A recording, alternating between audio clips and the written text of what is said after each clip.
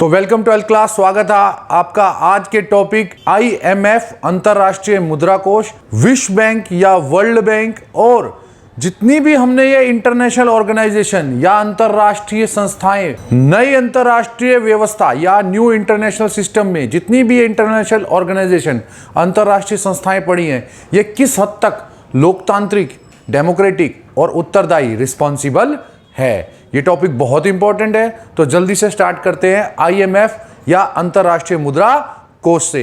तो मैं हूं विक्रांत, आप देख रहे हैं पॉलिटिकल साइंस 90+ मार्क्स।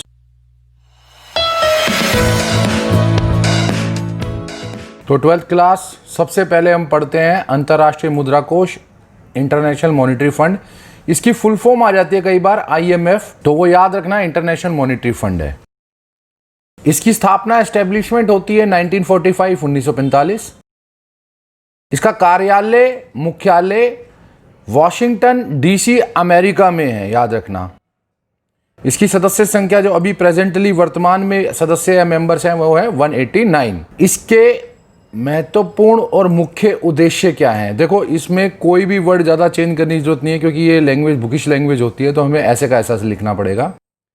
इसका मुख्य उद्देश्य व्यवस्थित अंतर्राष्ट्रीय मौद्रिक प्रणाली का प्रतिपादन, अर्थात राष्ट्रीय मुद्रा जो करेंसी होती है उनके बीच विनिमय बोलते हैं एक्सचेंज, दरों मतलब रेट्स में समायोजन, अंतर्राष्ट्रीय भुगतान, इंटरनेशनल जो क्रेडिट डेबिट होता है की व्यवस्था को सुचारू बनाना है। एक स्थायी संस्था के माध्यम से, परमानेंट ऑर्गेनाइजेशन के मीडियम से अंतर्राष्ट्रीय मौद्रिक सहयोग जो है उसको बढ़ावा देना। नंबर 3 पे आता है अंतर्राष्ट्रीय व्यापार, इंटरनेशनल ट्रेड के संतुलित, बैलेंस विकास या डेवलप को बढ़ावा या इंक्रीज देना करना। उसके माध्यम से, उसके मीडियम से रोजगार, एम्प्लॉयमेंट और वास्तविक आय जो रियल इनकम के स्तरों को सुनिश्चित करना और बनाए रखना। सदस्य देशों के बीच व्यवस्थित विनिमय वही फिर से बता रहा हूं, एक्सचेंज व्यवस्था मतलब सिस्टम को बनाए रखने के उद्देश्य से विनिमय स्थिरता, एक्सचेंज का जो बैलेंस है उसको बढ़ावा देना। सदस्य देशों के बीच चालू लेन देनों में के संबंध में भुगतान की एक बहुआयामी, जिसे आप बोलते हैं मल्टी डायमेंशनल प्रणाली की स्थापना में सहायता करना। इसके कार्य, अब कार्य भी आपको ऐसे के ऐसे लिखने हैं। अंतर्राष्ट्रीय मुद्रा कोष का कार्य है वैश्विक स्तर पर वित्त व्यवस्था जो फाइनेंस सिस्टम है उसको बनाए रखना, और मांगे जाने पर, अगर कोई मांगता है, वित्तीय मतलब फाइनेंशियल हेल्प या तकनीकी हेल्प, जिसे आप बोलते हैं टेक्नोलॉजिकल है, तकनीक की सहायता उपलब्ध कराना। विनिमय दर वही एक्सचेंज के व्यवस्थित समायोजन हेतु तंत्र मतलब मशीनरी या यूं कह लो मैकेनिज्म की व्यवस्था करना या उसका अरेंजमेंट करना। सभी देशों की मुद्रा के एक रजवाए के रूप में काम करना, जिससे एक ऋणी देश मतलब जो उधार ले रहा है, अन्य देशों की मुद्रा को उधार ले सके। एक ऐसी व्यवस्था सिस्टम को बनाना कि सभी देश एक दूसरे की मुद्रा का उधार ले सके। एक देश की मुद्रा का मूल्य का निर्धारण करना। हालांकि मैं आपको बता दूं, किसी भी देश की मुद्रा का मूल्य का जो निर्धारण मतलब वो उसकी करेंसी की जो मुद्रा का जो वैल्यू फिक्स होती है, उसका जो मूल्य फिक्स होता है, वो ऐसे होता है कि उसकी इंटरनेशनल मार्केट या अंतर्राष्ट्रीय बाजार में मांग कितनी है। जितनी ज़्यादा मांग होगी उतना ज़्यादा उसका रेट होता रहता है, उसकी कीमत बढ़ती रहती है। यदि आवश्यक हो तो उसको परिवर्तित करना, ताकि सदस्य देश, अगर ऐसा होता है कि भाई बहुत ज़्यादा ऊपर नीचे हो रहा है, तो ताकि उसके जो मेंबर देश है विनिमय दर मतलब एक्सचेंज रेट, कोई अपनी करेंसी देके दूसरी खरीदा है, उसमें संयोजन या कॉम्बिनेशन को बनाया जा सके। अंतर्राष्ट्रीय परामर्श मतलब कि इंटरनेशनल कंसल्ट और एडवाइस जो आपको बताते हैं कि सलाह के लिए तंत्र, वही तंत्र मतलब मैकेनिज्म और मशीनरी की व्यवस्था करना। अब हम आते हैं वर्ल्ड बैंक पर, विश्व बैंक पर। विश्व बैंक की स्थापना जुलाई 1944 या एस्टेब्लिशमेंट होती है। विश्व बैंक की स्थापना का मुख्य उद्देश्य, ये बहुत इंपॉर्टेंट है, याद रखो। देखो, सेकेंड वर्ल्ड वॉर के बाद, क्योंकि देखो विश्व युद्ध का सबसे ज़्यादा विनाश हुआ था यूरोप में। जापान में तो खैर परमाणु बम गिरा था, लेकिन दोनों विश्व युद्ध की शुरुआत और सबसे ज़्यादा विनाश हुआ यूरोप में। तो यूरोप में जो विनाश हुआ था, यूँ कह लो डिस्ट्रक्शन हुई थी, अब उनको सुधारने के लिए यूरोप को विनाश हुई अर्थव्यवस्था, क्योंकि उन सबकी अर्थव्यवस्था बहुत ज़्यादा नुकसान हुआ था, उसका पुनर्निर्माण, रीस्ट्रक्चर करने के लिए वर्ल्ड बैंक को बनाया गया था। 1950 के दशक या डेकेड के बाद, जो 1950 का गया, 60 आते आते इसने अपना ध्यान या अपना फोकस अल्प विकसित, अंडर डेवलप्ड और विकासशील देश, डेवलपिंग कंट्रीज के विकास पे, डेवलपमेंट में उनकी सहायता के लिए लगाया। 1960 में इसने IDA नाम की एक एसोसिएशन बनाई, अंतर्राष्ट्रीय विकास संघ।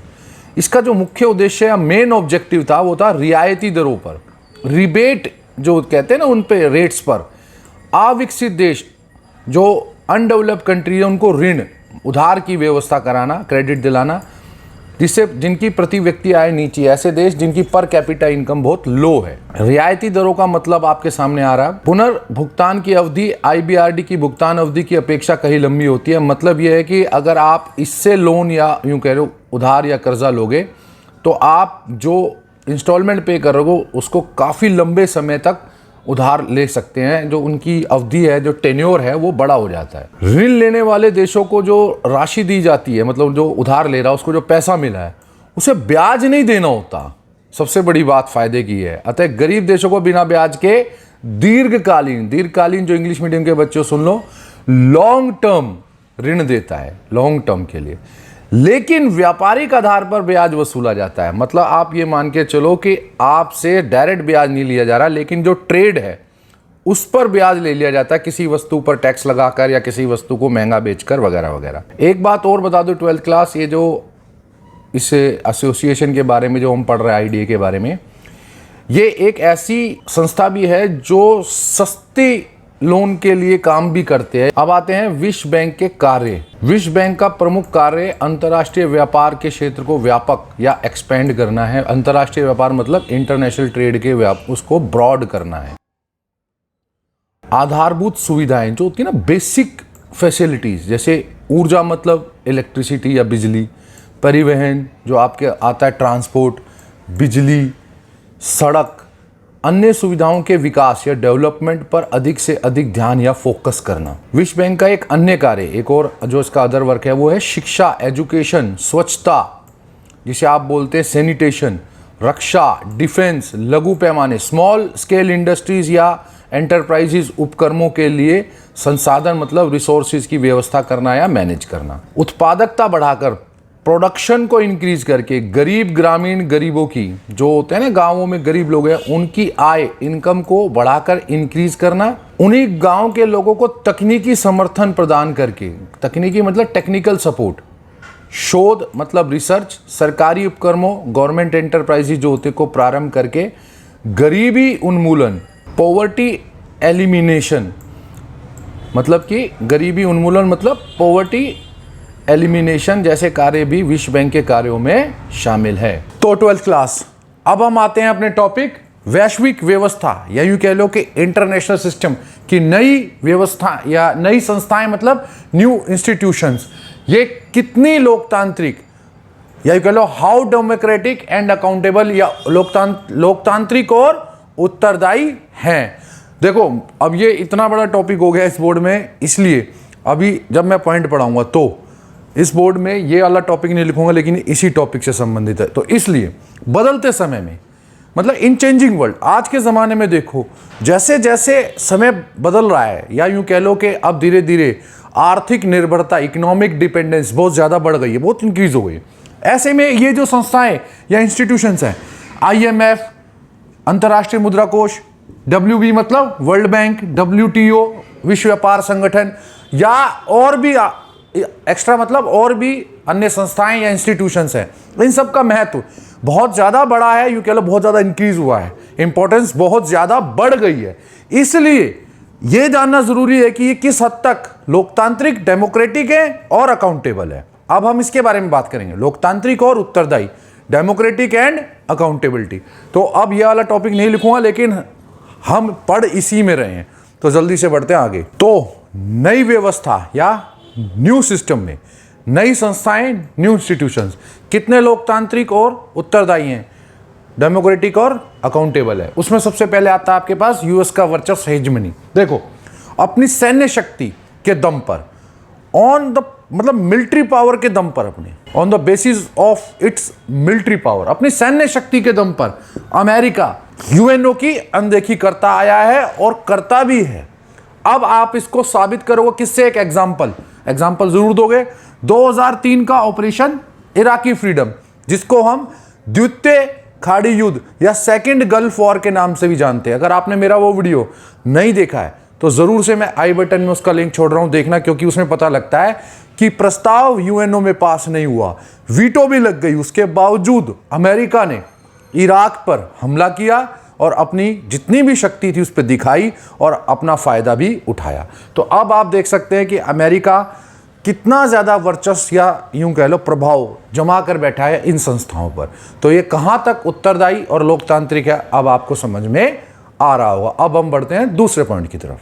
तो अब आता है अमेरिका का आर्थिक प्रभाव या इकोनॉमिक डोमिनेंस ऑफ अमेरिका। देखो, यूएनओ के बजट में जो सबसे ज्यादा हिस्सा या कंट्रीब्यूशन है वो अमेरिका का है, और अपने इस सबसे ज्यादा हिस्सा या योगदान या कंट्रीब्यूशन के बदले वो अपना पूरा प्रभाव यूएनओ में दिखाता है। वो ये कहता है कि हाँ भाई देखो, यूएनओ में सबसे ज्यादा बजट या यूं कह लो बजट में योगदान या कंट्रीब्यूशन पैसा सबसे ज्यादा मैं दे रहा हूं। तो यूएनओ में अपना ज्यादा प्रभाव या डोमिनेंस भी वो इस चीज की दिखाता है कि क्योंकि मैं ज्यादा पैसा देता हूं तो मैं ज्यादा प्रभाव या मेरी बात को ज्यादा माना जाना चाहिए। तो ये चीज को बहुत ज्यादा वो दिखाता है कि भाई सबसे ज्यादा बजट मैं दे रहा हूं, सबसे बड़ी अर्थव्यवस्था मेरी है, कंट्रीब्यूशन भी मेरा है, इकोनॉमी भी मेरी, तो यूएनओ में थोड़ा मेरा ज्यादा प्रभाव या डोमिनेंस होना चाहिए। वैश्विक संस्थाओं में सबसे बड़ी बात देखो, आप विश्व बैंक को पकड़ो, वर्ल्ड बैंक, आईएमएफ अंतर्राष्ट्रीय मुद्रा कोष, या डब्ल्यूटीओ विश्व व्यापार संगठन, कहीं भी आप जाओगे लेन देन किस में हो रहा है? जो डेबिट क्रेडिट हो रहा है वो किस में हो रहा है? डॉलर में। और डॉलर किसकी करेंसी है, मुद्रा है? अमेरिका की। तो ये सारे लेन देन में क्योंकि डॉलर का यूज या इस्तेमाल हो रहा है, तो अमेरिका अपनी मुद्रा का पूरा प्रभाव पूरे वर्ल्ड या विश्व पर जमाता है, या यूं कह लो इन सभी संस्थाओं में अमेरिका का प्रभाव देखने को मिलता है, क्योंकि ये सारी संस्थाएं करेंसी मुद्रा किसकी यूज कर रही है? अमेरिका की। तो अमेरिका पूरा अपना आर्थिक प्रभाव इन पर ऑटोमेटिक ही अपने आप ही जम जाता है, क्योंकि तुम्हारा काम तो सारा डॉलर में हो रहा है, जो किसकी करेंसी या मुद्रा है? अमेरिका की। तो ये काफी ज्यादा फर्क डालता है।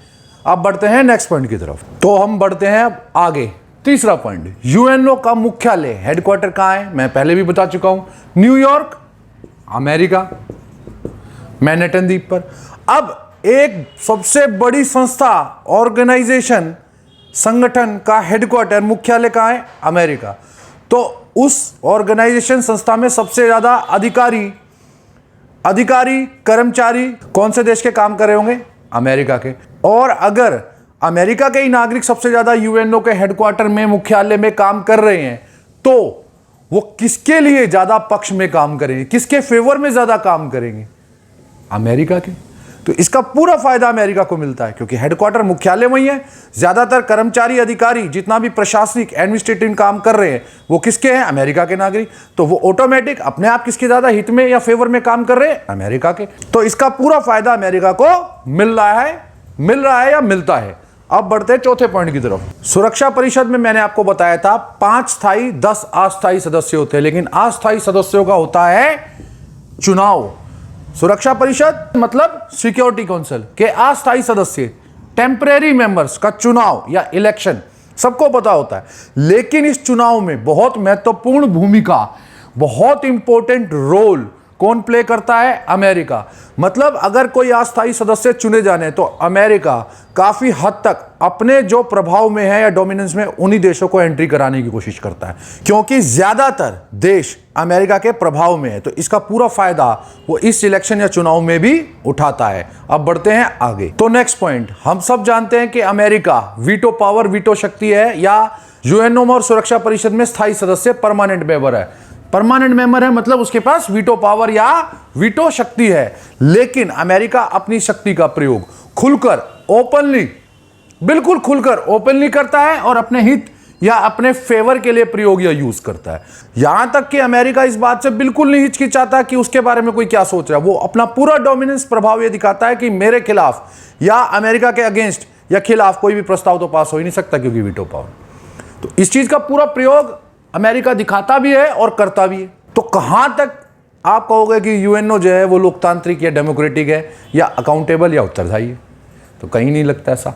अब हम बढ़ते हैं मोस्ट इंपॉर्टेंट, सबसे इंपॉर्टेंट पॉइंट की तरफ। तो अब हम आते हैं मेन पॉइंट या कुछ एक ऐसे पॉइंट पर जो शायद आप सुनोगे तो आप एकदम चौंक जाओगे, लेकिन विश्व बैंक या वर्ल्ड बैंक, आईएमएफ मतलब अंतरराष्ट्रीय मुद्रा कोष, ये दो संस्थाएं, ऑर्गेनाइजेशन बहुत महत्वपूर्ण या यूं कह लो वर्ल्ड में आर्थिक क्षेत्र में, विश्व में आर्थिक क्षेत्र में, इकोनॉमिक फील्ड में बहुत ज्यादा इंपॉर्टेंट है। और इन दोनों पर ही अमेरिका का स्पष्ट वर्चस्व, क्लियर डोमिनेंस या प्रभाव देखने को मिलता, बहुत क्लियर प्रभाव या डोमिनेंस, स्पष्ट प्रभाव देखने को मिलता है।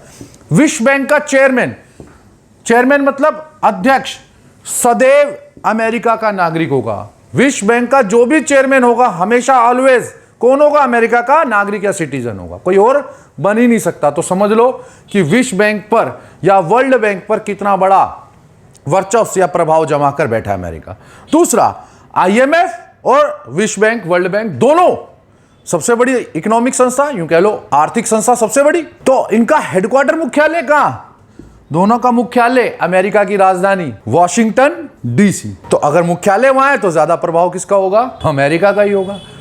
तो इससे क्या पता चलता है कि इन दोनों बड़ी टू बिगेस्ट इकोनॉमिक ऑर्गेनाइजेशन या आर्थिक संस्थाओं पर अमेरिका का क्लियर, स्पष्ट प्रभाव या डोमिनेंस देखने को मिलता है। अब हम बढ़ते हैं, एक बहुत इंपॉर्टेंट टॉपिक और रह गया उसकी तरफ, शीत युद्ध के बाद यूएनओ की भूमिका में आए बदलाव। अब आएगा आपके सामने शीत युद्ध के बाद यूएनओ की भूमिका में बदलाव या यूएनओ की कार्यक्षमता में बदलाव।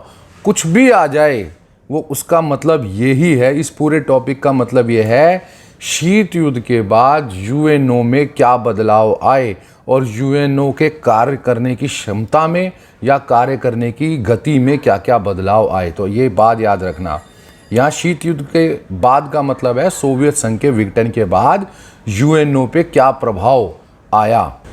संयुक्त राज्य अमेरिका सोवियत संघ के बिखराव या विघटन के बाद सबसे अधिक शक्तिशाली देश बन के उभरा, ये हम सब जानते हैं। लेकिन यहाँ शक्तिशाली का मतलब ये है कि यूएनओ में भी सबसे ज़्यादा शक्तिशाली देश कौन बन गया? अमेरिका। और वो ताबड़तोड़ जल्दी जल्दी अपने प्रस्ताव पास कराने लगा, क्योंकि रूस ज़्यादातर न्यूट्रल हो जाता था या अपने ही देश की समस्याओं में, प्रॉब्लम में लगा हुआ था। दूसरा, रूस के साथ अमेरिका के संबंधों में टकराव के स्थान पर सहयोग की भावना। सहयोग मतलब कि ये नहीं है कि रूस उसका जानबूझ के सहयोग करने लगा था, लेकिन प्रॉब्लम क्या आ गई थी कि रूस की अर्थव्यवस्था बहुत लो थी, बहुत नीचे आ गई थी। उसको अपनी अर्थव्यवस्था का विकास करना था, तो अमेरिका जैसी महाशक्ति खासकर कि आर्थिक क्षेत्र में वो नहीं चाहता था कि उससे टकराए, ताकि रूस के ऊपर और ज़्यादा प्रतिबंध लग जाते, वरना रूस का विकास करना मुश्किल हो जाता। ऐसे में वो क्या कर रहा था कि यूएनओ में जो भी अमेरिका के प्रस्ताव आते थे, रूस उसको साथ न्यूट्रल हो जाता था, उसके विरोध नहीं करता था, चुपचाप दूर हो जाता था, ताकि अमेरिका से उसका जो दुश्मनी है वो बहुत ज़्यादा ना बढ़ जाए और वो अपना विकास कर सके। क्योंकि रूस की समस्या आर्थिक क्षेत्र में विकास करना था, और वो जब तक अमेरिका के प्रतिबंध लगे रहेंगे तो वो नहीं कर पाता। इसीलिए यूएनओ में रूस अमेरिका के प्रस्तावों के ऊपर विरोध की जगह दूर रहने की नीति को अपनाने लगा था। इससे क्या हुआ, सब बोलते हैं कि यहाँ भी सहयोग की भावना लगी। जैसा कि आपने फर्स्ट गल्फ वॉर या प्रथम खाड़ी युद्ध में देखा, जब अमेरिका इराक के खिलाफ प्रस्ताव लाया तो रूस उसमें न्यूट्रल हो गया, क्योंकि रूस की मजबूरी थी। अब वो करे क्या, सोवियत संघ बिल्कुल पतन के कगार की कहानी थी, वो 1990 का वक्त था। अब वो करे क्या, अगर वो विरोध करे तो वो वैसी समस्या में था, तो वो न्यूट्रल हो गया, दूर हो गया, और अमेरिका ने प्रस्ताव पास कर लिया। इसे ही बोला जा रहा है यूएनओ में सहयोग। सोवियत संघ के विघटन के बाद यूएनओ के कार्य क्षमता और कार्य करने की गति में भी तेजी आई। देखो, गति में तेजी आने का मतलब यह हो, जो उसके प्रस्ताव आते थे जल्दी जल्दी पास होने लगे। अब वो क्यों होने लगे? यूएनओ तेजी के साथ काम कर रहा है, क्यों कर रहा है, और विवादों का निपटारा भी तेजी के साथ कर रहा है। लेकिन क्यों? क्योंकि पहले जो भी प्रस्ताव या रेजोल्यूशन अगर अमेरिका लाता था तो सोवियत संघ वीटो लगाता था, सोवियत संघ लाता था तो अमेरिका वीटो लगा, तो ये प्रस्ताव पास हो नहीं पाता था। लेकिन सोवियत संघ के विघटन के बाद या जब सोवियत संघ 90 का टाइम आया, तो सोवियत संघ ने ज़्यादातर प्रस्तावों के ऊपर अपनी पॉलिसी क्या अपना ली, अपनी नीति क्या अपना ली कि वो दूर रहने लगा विवादों से, ताकि सिर्फ अपने ऊपर ध्यान दे। और बाद में जब विघटन हो गया तब भी रूस ने भी यही पॉलिसी या नीति अपनाई कि किसी तरह अपने देश का विकास पे ध्यान दे। ऐसे में यूएनओ में जो भी प्रस्ताव अमेरिका और बाकी देश आए, क्योंकि अब सोवियत संघ विरोध नहीं कर पा रहा था, वो तो जल्दी जल्दी पास या पारित होने लगे। अब पारित या पास होने लगे तो उसकी काम करने की गति में भी तेजी आ गई। सोवियत संघ के टूटने के बाद यूएनओ या संयुक्त राष्ट्र संघ की सदस्य संख्या बढ़ी। देखो, जो सोवियत संघ के गणराज्य थे, वो जब सोवियत संघ टूटा या बिखरा तो वो अलग देश बन गए। अलग देश बन गए तो उन्होंने अलग देश के नाम से यूएनओ की मेंबरशिप या सदस्यता ली। अब मतलब कि जो कभी सोवियत संघ के गणराज्य थे वो अलग देश बन गए, तो इसलिए यूएनओ की सदस्य संख्या, मेंबर संख्या बढ़ गई, इंक्रीज हो गई। इन नए देशों में से कुछ पूर्वी यूरोप के देश थे। पूर्वी यूरोप, वो पूर्वी यूरोप के देश जिन पर सोवियत संघ का प्रभाव था, या पूर्वी यूरोप के वो गणराज्य जो सोवियत संघ के थे। और कुछ पूर्व साम्यवादी मतलब जो पहले साम्यवादी थे जो बाद में पूंजीवादी हो गए। जो यूएनओ में मेन बदलाव आया है 90 के बाद, वो आया है भारत और चीन की तेजी से आर्थिक विकास, या यूं कह लो महाशक्ति बनने की राह पर है, डेवलपमेंट कर रहे हैं। 90 के बाद चीन बहुत उभरा और लगभग 2000 के बाद भारत की अर्थव्यवस्था भी, इकोनॉमी भी बहुत तेजी से उभर रही है। और ये दोनों ही देश अब महाशक्ति, या यूं कह लो आर्थिक महाशक्ति बनने की राह पर है, उसके रास्ते पर या वे पर है। अब जो यूएनओ में भी ये प्रभाव स्पष्ट रूप से देखा जाता है, भारत और चीन का काफ़ी प्रभाव, यूएनओ में प्रभाव ना केवल बढ़ा है, लगातार और बढ़ता जा रहा है। यही कारण है, आजकल देखा होगा जब यूएनओ में भारत के खिलाफ प्रस्ताव आते हैं, कभी 96 में जब प्रस्ताव आते थे कि भारत परमाणु परीक्षण करने वाला है, न्यूक्लियर टेस्ट कर रहा है, और भारत के ऊपर आर्थिक प्रतिबंध लगे थे, तो वो पास हो गए थे। लेकिन अब यूएनओ में कितने ही प्रस्ताव आते हैं भारत के खिलाफ, लेकिन वो पास नहीं हो पाते, क्योंकि सब देश भारत के साथ आर्थिक संबंध बना चुके हैं और ज़्यादातर भारत से फ़ायदा कमाना चाहते हैं। तो ये दोनों उभरती हुई महाशक्ति बने हैं। शीत युद्ध के बाद इनका प्रभाव काफ़ी बड़ा है। इस समय यूएनओ कई नई तरह की चुनौतियों का सामना कर रहा है। देखो, 90 से पहले यूएनओ ने जितनी भी चुनौतियों का, चैलेंजेस का, समस्याओं का, प्रॉब्लम्स का, या डिस्प्यूट्स या विवादों का सामना किया, वो ज़्यादातर पॉलिटिकल थे, राजनीतिक थे, युद्ध से संबंधित थे या शीत युद्ध से संबंधित थे। अब नई समस्या आई 90 के बाद, आतंकवाद, टेररिज्म, आणविक प्रसार, न्यूक्लियर जो प्रोपेगेंडा है, प्रसार फैल गया है, उसका न्यूक्लियर फैलाव बोलते, जिसे यूँ बोल देते कि भाई न्यूक्लियर फैलाव या प्रसार। पूर्वी यूरोप में जलवायु परिवर्तन, जो ईस्ट यूरोप में क्लाइमेट चेंज हुआ है, वो पर्यावरण का विनाश या डिस्ट्रक्शन, वैश्विक ताप, ग्लोबल वार्मिंग। ये बदलती परिस्थितियों में यूएनओ की भूमिका अत्यंत महत्वपूर्ण, या कह लो मोस्ट इंपॉर्टेंट बनती चली जा रही है, क्योंकि अब ये जितनी भी प्रॉब्लम्स हैं, ये ऐसी प्रॉब्लम्स है कि जिनके लिए आपको एक देश अकेला काफ़ी नहीं है। इन सब प्रॉब्लम्स को सॉल्व करने के लिए, समाधान करने के लिए, समस्याओं को समाधान करने के लिए हमें सभी देशों की ज़रूरत पड़ती है। और यूएनओ इसी कारण बहुत बड़ा एक संगठन बन गया है, इस चीज़ के लिए प्लेटफॉर्म या मंच बन गया है, क्योंकि इसमें लगभग विश्व के सारे देश आ रहे हैं, कुछ देशों को छोड़ दे दो। इसीलिए बहुत महत्वपूर्ण होते जा रहे हैं। यूएनओ का जो रोल है वो इम्पोर्टेंट होता जा रहा है, उसकी भूमिका बहुत महत्वपूर्ण होती जा रही है। द्वितीय विश्व युद्ध, सेकेंड वर्ल्ड वॉर के बाद इसका उद्देश्य केवल युद्ध रोकना था उस वक्त जब ये बना था पेन, लेकिन अब इसका दायरा, स्कोप व्यापक, कॉम्प्रिहेंसिव हो गया, क्योंकि अब इसमें बहुत सारी नई समस्या, भुखमरी, गरीबी, विकास, पर्यावरण जैसी बड़ी बड़ी समस्याएं इसमें शामिल हो गई है। तो ये थे आपके सामने शीत युद्ध के बाद यूएनओ में बदलाव, यूएनओ की भूमिका में बदलाव, यूएनओ के कार्य क्षेत्र में बदलाव, सब कुछ इसी टॉपिक में आ जाता है। मैं उम्मीद करता हूँ आपको समझ में आ गया होगा। के साथ ही ये चैप्टर समाप्त हो गया है, तो हम जल्दी मिलते हैं अगली वीडियो में। मैं हूँ विक्रांत, आप देख रहे हैं पॉलिटिकल साइंस 90+ मार्क्स।